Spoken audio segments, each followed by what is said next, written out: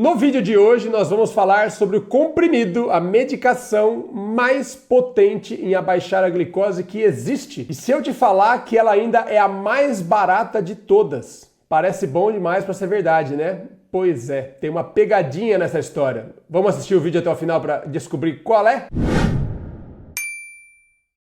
Fala pessoal, saudações metabólicas! Meu nome é Guilherme Marquezini, você está num canal sobre saúde metabólica. A gente usa esse conhecimento para reverter o diabetes tipo 2. Reverter o diabetes tipo 2 significa alcançar melhores resultados com menos medicamentos. Então a gente vai aprendendo sobre o nosso corpo, aprendendo por que ele adoece e como a gente faz para corrigir esses defeitos aí na sua casa. Eu tento fazer os vídeos interessantes, mas simples de entender também.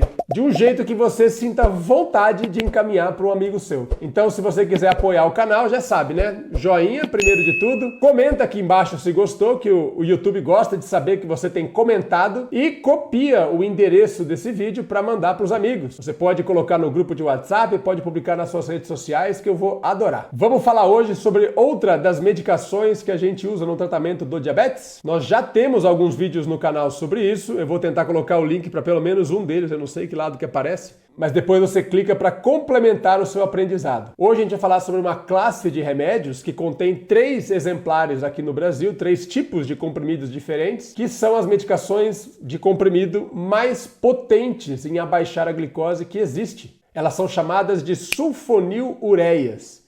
Os médicos geralmente usam o apelidinho, né? Sulfas. E anota aí, são 3, né? Como eu disse. Glibenclamida, gliclazida e glimepirida. Esses nomes são aqueles nomes do composto, né? Comercialmente, cada laboratório vai colocar o nome que ele quiser. Você pode conhecer como Daonil, você pode conhecer como Azucon, também tem o Betes, também tem o Amaril. Enfim, a lista é enorme, por isso que eu falo o nome genérico para você saber qual é o composto que a gente está falando. E como eu disse também, um deles está disponível em toda a rede básica de saúde do Brasil, para ser distribuído nos postos de saúde, que é a glibenclamida. A glibenclamida é uma medicação bem antiga, já está na estrada aí há muito tempo, e durante muito tempo ela foi uma das únicas opções que o diabético tinha para se tratar. Mais recentemente, a gliclazida tem brigado para entrar na rede básica de saúde. Em alguns estados, em algumas cidades ela já chegou. Talvez você podia me contar nos comentários aqui se já tem aí na sua cidade para usar. Enfim, todos eles são muito mais parecidos do que diferentes. Todos eles têm o mesmo mecanismo de ação. Lembra que eu falei no começo? Imagina que você vai lá e aperta o interruptor para ligar o seu pâncreas. E o seu pâncreas sai produzindo insulina o máximo que ele conseguir. E, portanto, com mais insulina, a glicose tende a cair mais. E isso resulta no efeito mais potente que um comprimido pode causar. A tendência é cair a hemoglobina glicada na média das pessoas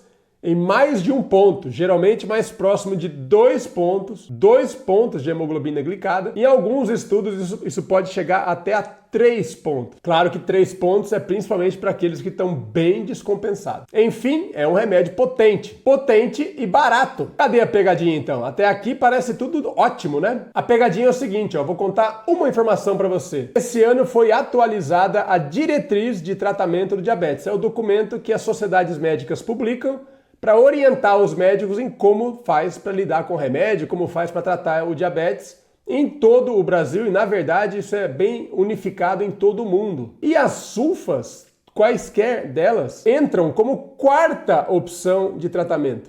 Ou seja, na lista das preferências de remédios que você pode utilizar, essa classe tão poderosa, tão barata, entra em 4º lugar. Por que será que isso acontece? Vamos entender aqui? Aliás, nessa hora, você que já tomou essa medicação, que eventualmente está usando essa medicação, me conta se você já não passou pelos efeitos colaterais, que costuma ser o que faz essa medicação tão interessante cair na lista de preferências. É como se ela fosse tão potente que com frequência ela passa do ponto. E só quem já passou por uma crise de hipoglicemia sabe o quanto que esse negócio é ruim. Você já teve uma hipoglicemia?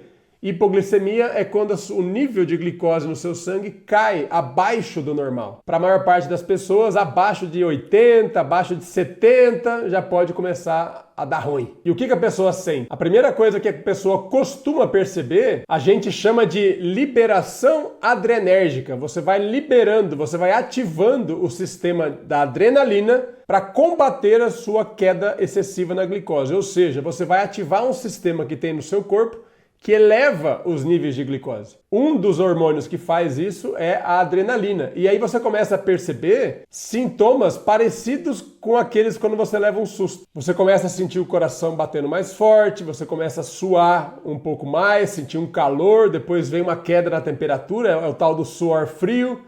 A mão fica pegajosa, a pessoa fica mais inquieta, ela pode sentir como se fosse uma crise de ansiedade, até uma crise de pânico. Se for à noite, ela não deve conseguir dormir. Ela vai passar mal, vai sentir como se fosse um pesadelo, uma sensação ruim. Tem gente que acha que está passando mal no sentido de ter um troço, de ter um infarto, de ter alguma coisa. Procura o pronto-socorro, é bem desconfortável mesmo. Mas imagina só, como a glicose está tendendo a cair, o corpo se defende também, sabe como? Abrindo o apetite da pessoa. É como se o corpo pedisse por comida. E adivinha qual comida que ele vai preferir?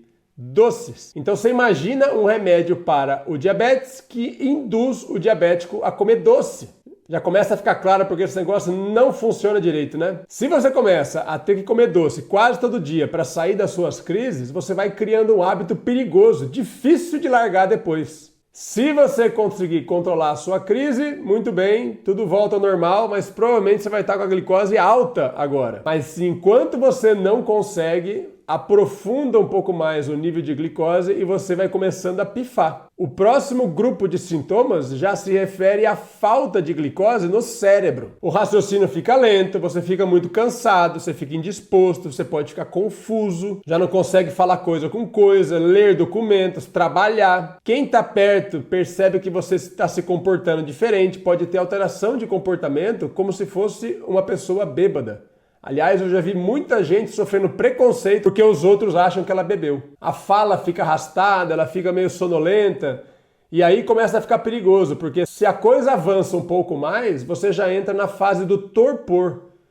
Torpor, pessoal, é a fase prévia ao coma. Então você já realmente tende a dormir, você pode ficar agressivo e na sequência já começa a querer dormir. Mas não é dormir de sono, é dormir de coma, de entrar em coma hipoglicêmico. Seu cérebro para de funcionar por falta de glicose. Super perigoso e super desconfortável. Nessa fase você começa a arriscar sofrer acidentes. Imagina você dirigindo um carro no trânsito, entendeu? E apagando no meio da rua.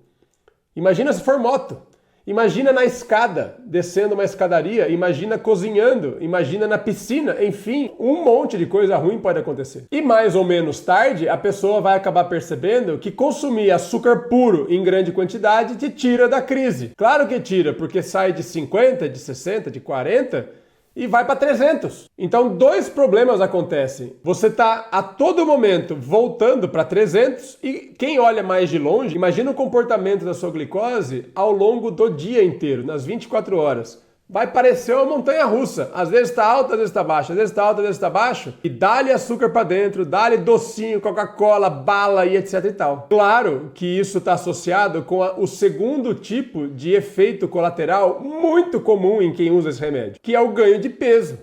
Comendo doce desse jeito, em grande quantidade, várias vezes ao dia, você vai ganhar peso pra caramba. Isso pra ninguém já é negócio. Engordar comendo doce já não é saudável nem pra quem é magrinho.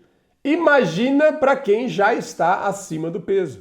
Então é um tipo de benefício que você... Então aquela história de ser potente em abaixar a glicose parece um super benefício no primeiro momento. Mas ele costuma fazer isso às custas de muita variabilidade glicêmica, que é o tal do sobe e desce, a montanha-russa, e de ganho de peso no médio e no longo prazo. Será que o paciente realmente está ganhando nesse aspecto? E principalmente, eu adoro fazer uma pergunta para as pessoas. Imagina que a sua glicose está alta e você toma um comprimido potente desse para baixar a sua glicose e ela cai a ponto de ficar até baixa demais. Eu sempre gosto de perguntar, para onde você acha que essa glicose foi? E tem as dicas de sempre também. Ela não saiu do seu corpo, primeira coisa. E ela saiu sim do seu sangue. Para onde? E a resposta é que geralmente essa glicose se transforma em gordura. Se ela foi para a gordura aqui do pneuzinho, a gordura debaixo da pele, superficial, a gordura externa do seu corpo, menos mal. Vai ficar pesado na balança, vai apertar a roupa, mas é menos pior do que se for para a gordura interna. Porque se você toma essa medicação e direciona essa glicose toda para virar gordura no seu fígado, por exemplo, talvez você esteja criando um novo problema e agravando esse problema ao longo do tempo. Moral da história, como sempre, nós temos uma faca de dois gumes. Percebe como é importante você entender de uma forma completa como é que o seu tratamento está sendo programado, como é que ele está sendo planejado? Talvez você consiga atuar nisso. Talvez você consiga participar dessas decisões. Quando o seu médico estiver pensando em colocar uma medicação a mais, e essa medicação são as sulfas que eu estou falando para vocês aqui, vale a pena um esforço extra para tentar evitar isso. Como? Alimentação, estilo de vida, regra na alimentação, regra no estilo de vida, na atividade física. Às vezes isso pode fazer a diferença que falta para você não precisar do remédio. Vai depender do que você quer para si mesmo. E essa decisão é só sua. Pro bem ou pro mal. Tá certo, pessoal? Eu sei que tem gente que vai assistir esse último pedacinho e vai ficar desanimado, mas o que eu gostaria era o contrário. Eu queria que você percebesse o poder que você tem na sua mão para buscar um resultado melhor por conta própria. Se você entendeu assim, manda um joinha aí para mim, comenta aqui embaixo o que você achou, se você aprendeu alguma coisa importante nesse vídeo e já sabe, né? Clica na setinha para copiar e encaminhar para quem toma essa medicação. As pessoas precisam saber dos prós e dos contras dos remédios que elas usam. Tenho certeza que você concorda comigo. Um grande abraço, toda semana temos vídeos novos, se inscreva para receber as notificações e eu te espero no próximo. Até mais!